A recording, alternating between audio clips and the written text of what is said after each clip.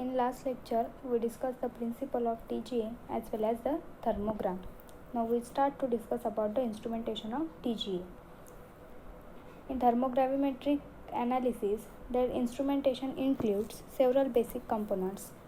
First one is a sample holder, then analytical balance, then furnace, unit for temperature measurement and control, and recorder. We discuss this component in detail one by one. First one is sample holder. In sample holder, the important parts, that is their size, geometry and material, which affects the TGA curve or their sharpness of the TGA curve. In TGA, the sample holder and the size of the sample holder is cylindrical as well as V-shaped glass cups are usually used. Generally, a crucible with flat bottom we use because it provides large surface area for diffusion and it also easy for the diffusion of evolved gases. We put this sample holder in a furnace to be analyzed. The sample required for analyze is in the range of 2 to 25 mg. After that, we discuss balance. In TGA, the sample mass is recorded over a wide range of temperature. A good analytical balance satisfies the following conditions. First one, a rapid response to weight changes over the entire temperature range.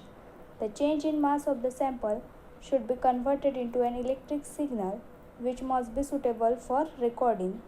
Third one is, the balance should be sensitive to small size particles. Then furnace. The choice of heating elements and the temperature of the furnace depend upon the temperature range being studied. The ambient temperature range is 1800. All parts of the sample must receive the same amount of heat so that the temperature remains uniform over the entire sample. Then unit for temperature measurement and control.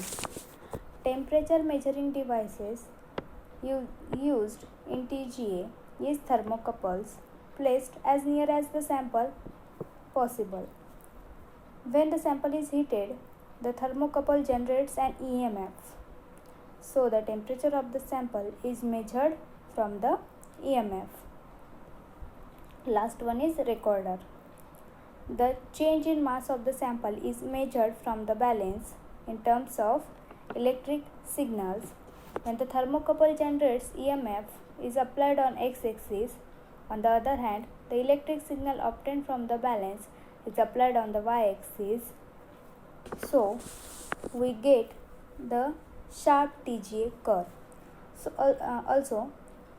the thermograph of the sample is plotted as the mass of the sample against temperature.